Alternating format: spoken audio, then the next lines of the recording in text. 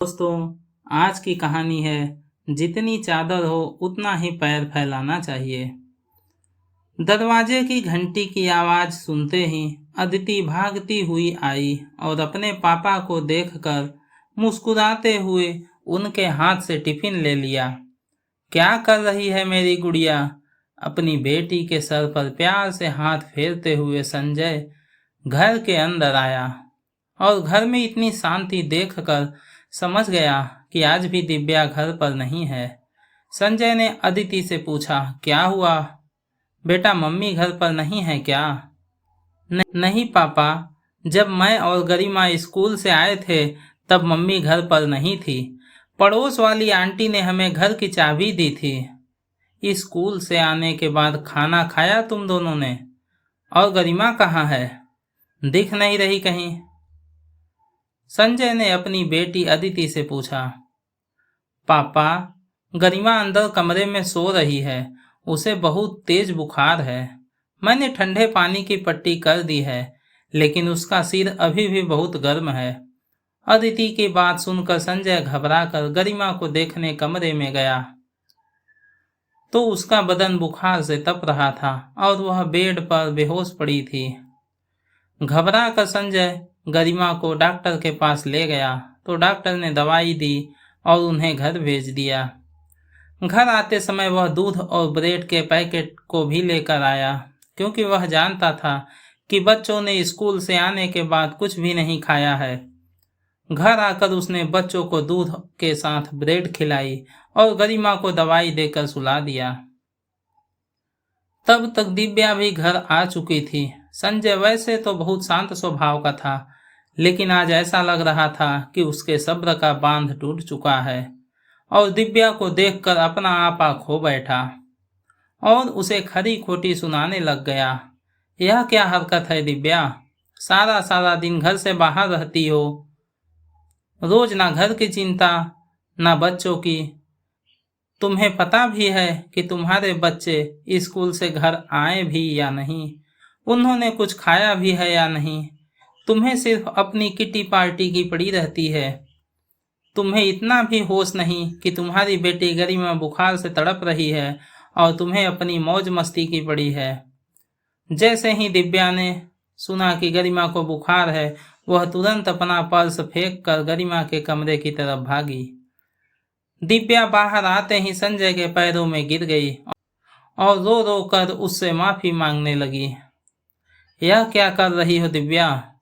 गरिमा अब ठीक है। दिव्या को इतना रोते देख संजय का सारा गुस्सा जैसे खत्म हो गया। क्या हुआ? कुछ बताओ तो सही, क्यों रोए जा रही हो? ऐसा क्या हो गया? तुम तो गरिमा के घर किटी पार्टी में गई थी ना, तो वहां ऐसा क्या हो गया जो इतना रोए जा रही हो? पहले तो दिव्या कुछ बोल ही नहीं रही थी, बस रोए जा रही थी और संजय को कुछ समझ ही नहीं आ रहा था कि क्या हुआ है। लेकिन कुछ देर के बाद दिव्या ने जो कुछ बताया वह सुनकर संजय के पैरों तले जमीन खिसक गई।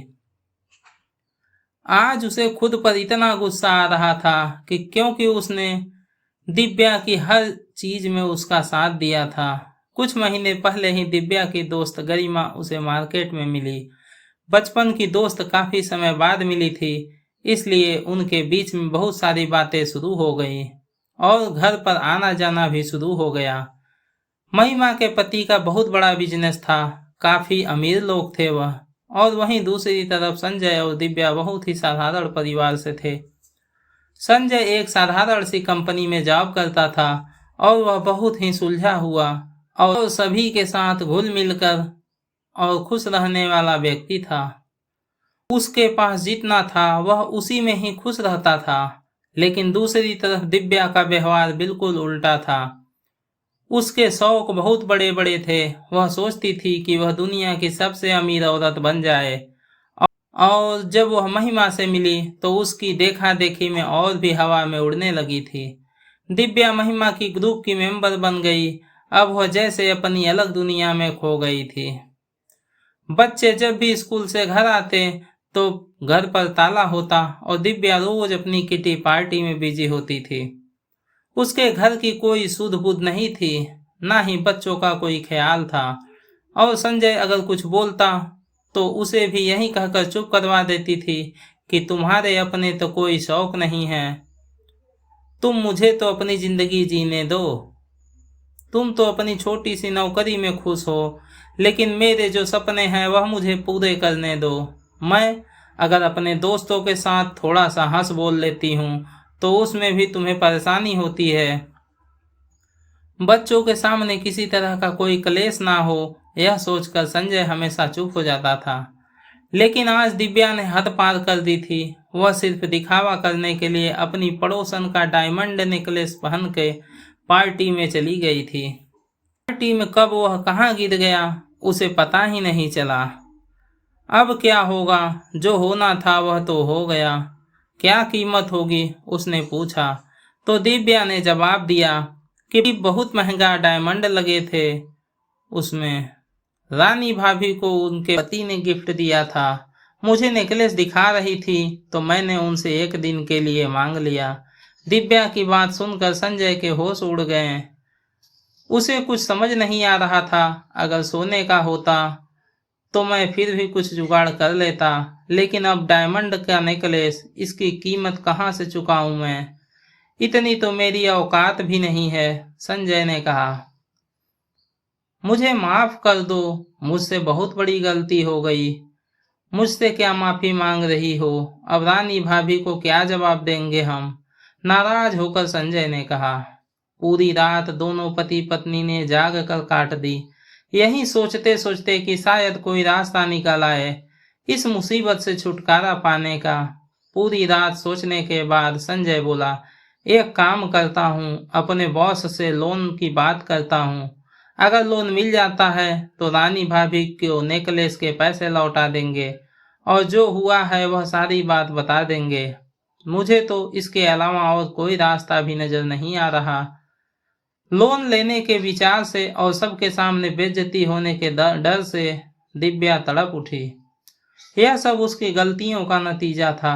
उसने अपनी चादर से बाहर पैर पसारे थे, जिसका यह नतीजा वह और उसका निर्दोष पति दोनों भुगत रहे थे। सुबह हो चुकी थी और रानी कभी भी अपने नेकलेस लेने आ सकती थी। आज पूरे मोहल्ले के सामने दोनों पति पत्नी की बेइज्जती होने वाली थी। यह सोचकर रिया के पसीने छूट रहे थे और इतने में दरवाजे की घंटी बजी और दिव्या का दिल जोर जोर से धड़कने लगा। उसने हिम्मत करके दरवाजा खोला। दरवाजे पर रानी भाभी थी। दिव्या भाभी, अगर नेकलेस का काम हो गया हो तो आप मुझे मेरा नेकलेस दे दीजिए। दिव्या कुछ जवाब देती इससे पहले ही वहां संजय आ गया और उसने बोला कि दिव्या, अभी तो तुमने भाभी का नेकलेस नहीं लौटाया। बहुत सुंदर नेकलेस है भाभी, दिव्या ने मुझे भी दिखाया था। मुझे अभी मुझे ऑफिस जाने के लिए लेट हो रहा है। मुझे ऑफिस भेजकर दिव्या तुरंत आपको नेकलेस देने आपके घर आती है। दिव्या हैरान होकर अपने पति को देख रही थी। संजय ने आज पहली बार दिव्या की वजह से झूठ बोला था। वह शर्म से अपनी आंखों भी ऊपर नहीं उठा पा रही थी। मुझे माफ कर दो, यह सब मेरी वजह से हो रहा है। मेरी गलती की वजह से तुम्हें भी भुगतना पड़ रहा है, दिव्या ने संजय से कहा। चिंता मत करो दिव्या, नेकलेस मिल गया है। महिमा का फोन आया था। नेकलेस उसके घर कारपेट के नीचे पड़ा हुआ मिला। वह अभी आधे घंटे में घर पर देने आ रही है। नेकलेस आते ही तुम तुरंत रानी भाभी को दे देना। संजय की बात सुनकर दिव्या की जान में जान आ गई। उसे विश्वास ही नहीं हो रहा था अपने कानों पर कि वह जो सुन रही है वह सच है। संजय, मैंने अपनी चादर से ज्यादा पैर फैलाए थे। यह सिर्फ तुम्हारे ही अच्छे कर्मों का नतीजा है जो कि आज हम बदनामी से बच गए हैं, वरना इस गलती की कीमत हमें जिंदगी भर चुकानी पड़ती। महिमा नेकलेस वापस करने के लिए आई थी तो जाते जाते पूछा कि कल आ रही हो ना किटी पार्टी में। यह सुनते ही दिव्या ने कहा, मैं नहीं आ पाऊंगी, मेरे बच्चों को मेरी जरूरत है, लेकिन जब भी दिल करेगा मैं तुमसे मिलने जरूर आऊंगी तुम्हारे घर पर। ठीक है, जैसी तेरी मर्जी। और महिमा वहां से चली गई। संजय और दिव्या ने भगवान का शुक्रिया अदा किया और दोनों मुस्कुराकर गले लग गए। और आज संजय को अपनी पहली वाली दिव्या मिल गई थी और वह भी समझ गई थी कि इंसान को झूठा दिखावा नहीं करना चाहिए। जितनी चादर हो उतना ही पैर पसारना चाहिए। दूसरों की देखा देखी अगर हम कुछ भी करेंगे तो उसका नतीजा हमें ही भुगतना पड़ेगा। आशा करता हूँ दोस्तों आपको ये छोटी सी कहानी पसंद आई होगी। अगर आपको ये कहानी पसंद आई है तो वीडियो को लाइक करें, अपने दोस्तों के साथ शेयर करें। अगर आप चैनल पर नए हैं तो हमारे इस चैनल को सब्सक्राइब अवश्य करें। धन्यवाद दोस्तों, मिलते हैं एक नई कहानी के साथ।